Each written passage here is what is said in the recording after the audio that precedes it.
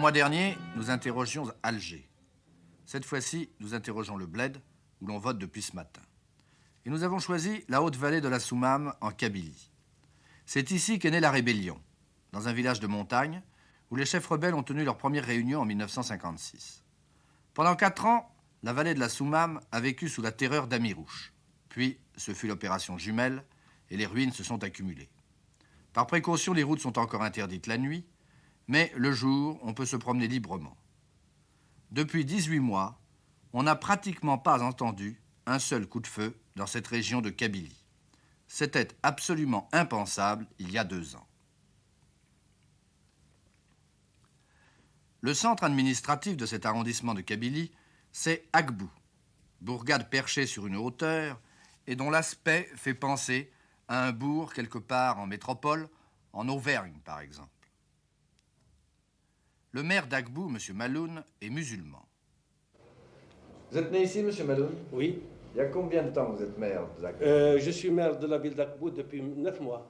Et comment se présente votre commune? Vous avez combien de Kabyles, combien d'Européens? Ma commune se compose environ de 14 500 Kabyles et de 500 Européens. Et vous n'avez pas de problème de coexistence? Aucun problème de coexistence, étant donné que la presque totalité de la jeunesse kabyle de ce pays est allée à cette école en même temps que nos amis européens.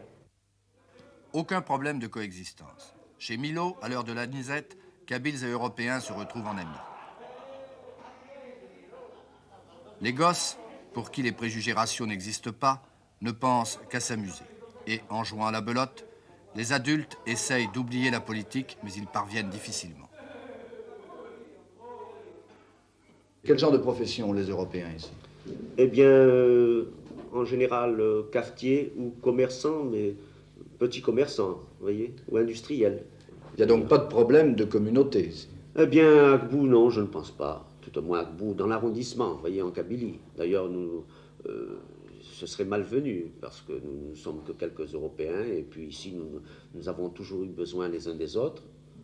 Et c'est tellement naturel, quoi, voyez. Vous avez toujours été admis par les Kabyles? Ah, partout, comme j'ai admis chez moi des camarades musulmans, vous voyez, kabyles, quoi. Est-ce que l'avenir politique du pays vous inquiète? Eh bien, il est inquiétant. Il est inquiétant parce qu'il est mal défini. À mon avis, il est très mal défini. Et il y a un gros point d'interrogation, c'est cette Algérie algérienne qui pourrait, parce qu'elle est quand même basée sur quelque chose d'assez valable. Seulement, je crains qu'elle ne puisse résister à des pressions extérieures, vous voyez. C'est-à-dire un retour de certains éléments extrémistes. 20 km environ séparent Agbou de Tazmalt. La première opinion musulmane que nous avons recueillie est celle de M. Badji Messaoud, chef de la communauté de cette bourgade. Moi, je ne vois pas pourquoi les Européens d'Algérie s'inquiètent, se disent que cette Algérie algérienne conduirait à l'indépendance, du fait qu'eux-mêmes, ce sont des Algériens, ils sont nés dans ce pays. Seulement, il ne faudrait pas qu'ils se disent que l'Algérie de 1960 et l'Algérie de 1830, nous ne sommes plus en 1830, nous sommes en 1960. Or, si nous sommes en 1960, il me paraît que l'Algérie a fait énormément de progrès, que l'Algérie s'est évoluée, qu'en Algérie, il existe des musulmans qui sont à la hauteur de leur tâche, il existe des musulmans fidèles à la France, qui sont encore fidèles, qu'ils étaient fidèles et qu'ils le sont encore. Je ne vois pas la raison pour laquelle une catégorie d'Européens veulent considérer ces musulmans comme ils les ont toujours considérés, il fut un temps, pour des esclaves ou pour des gens qui n'ont aucune valeur. Les Kabyles sont avant tout des montagnards. Nous avons donc quitté la plaine pour le Djebel et pour la Sas d'Igram perdue en pleine nature. Le contact direct entre l'administration et la population se fait par l'intermédiaire des officiers Sas qui ne dépendent plus de l'autorité militaire, mais entièrement de l'autorité civile. Le sous-lieutenant Laporte a 26 ans. C'est un appelé originaire de Nîmes. Il a sous son contrôle tout le douar d'Igram, c'est-à-dire 14 villages disséminés en pleine nature. vous êtes là en quelque sorte maintenant pour mettre en place l'Algérie algérienne. Eh bien, depuis quelque temps, il semble que je sois là pour mettre en place l'Algérie algérienne.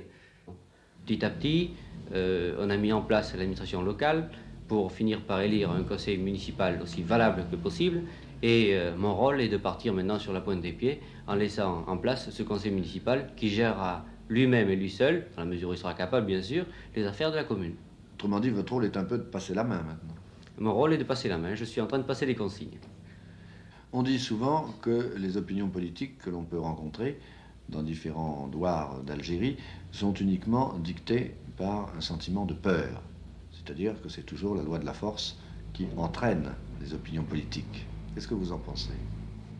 Je pense que c'est une fausse question. Parce que, d'une part, la loi de la force joue parfaitement, et traditionnellement, il est certain que les Kabyles d'esprit ne sont pas extrêmement libéraux, extrêmement républicains, ce qui fait qu'ils sont toujours tentés de penser que c'est le plus fort qui a raison. Ceci dit, je ne pense plus que ce soit la peur qui fasse mouvoir les gens de telle ou telle façon. Je crois que si la peur existait actuellement, elle se calme, et ce que disent et ce que pensent les gens actuellement, c'est ce que réellement ils penseraient et ils penseront dans 3 ou 4 ans. Et ma foi, je crois à ce sujet que Pascal disait que pour devenir chrétien, il s'agissait de prendre l'eau d'un bénitier et tous les matins de faire le signe de la croix. Ici, c'est un petit peu la même chose. Peut-être que les Kabyles, à force de mettre des bulletins dans l'urne, peut-être finiront-ils par devenir républicains.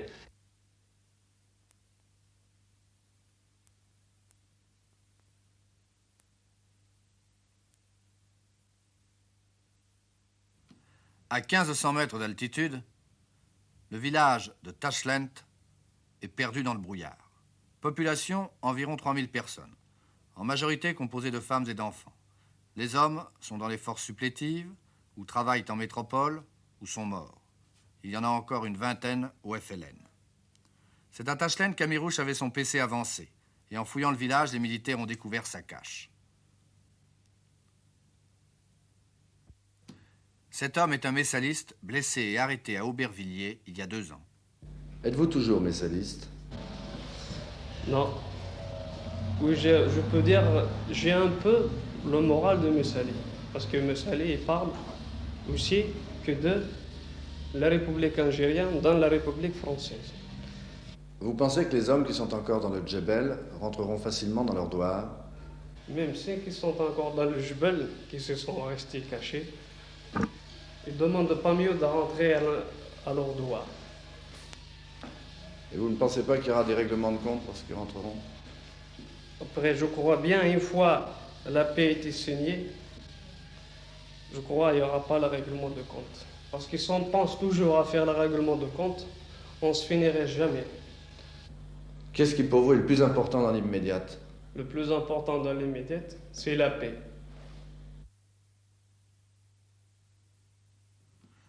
Plus haut, dans la vallée de la Soumam, nous trouvons une région de caractère très différent. Ici, la terre est riche. On y fait du blé, et pour la première fois depuis 6 ans, on a pu labourer. Et la récolte des figues et des olives s'est effectuée normalement. Même à l'époque où sévissaient les bandes d'Amirouche, le douar de Mcesna est toujours resté fidèle à la France, ce qui demandait un certain courage. De l'Algérie algérien, moi je vois quand on dit l'Algérie algérienne, mais il faut avec la France. Sans ça, alors on est peur. Parce qu'avant, c'est pas bien marché. Parce qu'on voit que les assassins qui viennent dans les villages égorgent les femmes, les gosses, les hommes, comme ça. C'est pour ça qu'on est sauvé vers la France. Maintenant, il faut qu'on suive la France. Aujourd'hui, toute cette région de Mcesna et de Sédouk est organisée en autodéfense. Les paysans descendent de leur village le fusil en bandoulière, ce qui donne à ce marché de Sédouk un aspect assez surprenant.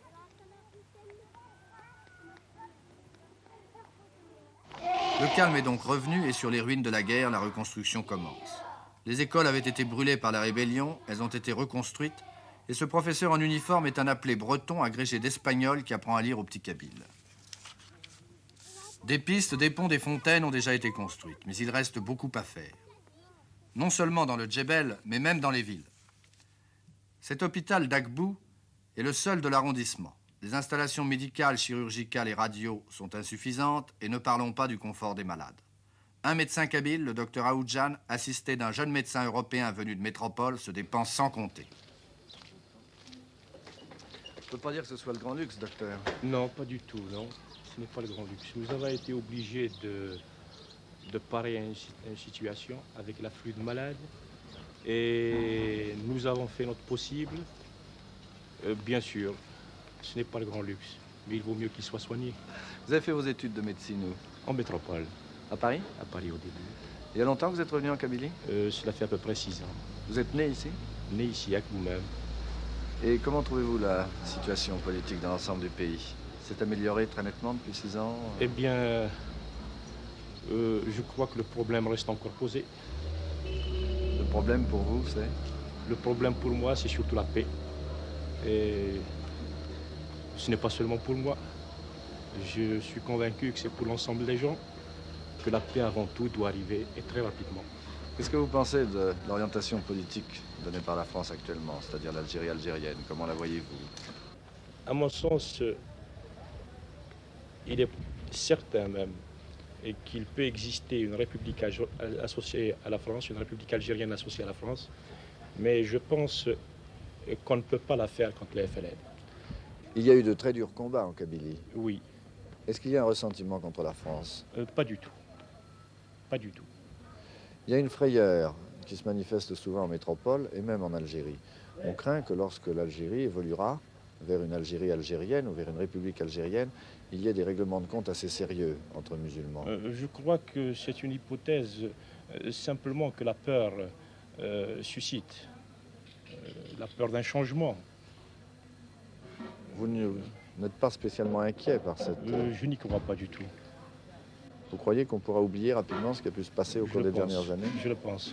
Bien d'autres peuples ont oublié pas mal de choses. Vous venez d'arriver de métropole? Il y a 8 jours exactement. C'est votre premier séjour en Kabylie? C'est mon premier séjour en Kabylie. Vos impressions? Excellent, un accueil extrêmement cordial, grâce à mon confrère musulman qui tient l'hôpital ici depuis 6 ans. Et je dois même vous signaler que j'ai vécu en Indochine pendant les périodes difficiles, surtout du début de la rébellion en Indochine, où il y avait une animosité certaine. Et ici, elle n'existe pas. Les musulmans ne demandent qu'une chose, c'est à travailler, et ils n'aspirent essentiellement qu'à un problème, c'est la paix. Et je ne crois pas qu'il y ait une haine fondamentale du français.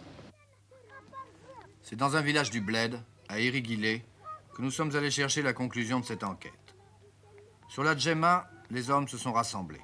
Autrefois, on y discutait des problèmes du village. Aujourd'hui, on y parle d'un problème plus complexe, celui du pays tout entier, celui de l'Algérie. Les vieux sont fatalistes, les jeunes préoccupés, les enfants, heureusement, sont encore insouciants. Qu'ils parlent de république algérienne, d'Algérie algérienne, d'associations étroites, qu'ils soient anciens FLN, anciens messalistes ou gros propriétaires, ils sont tous d'accord sur un point. L'Algérie doit se faire avec la France, et s'il y a une certaine confusion dans les esprits, il y a toutefois un grand espoir, celui que 1961 sera l'année de la paix.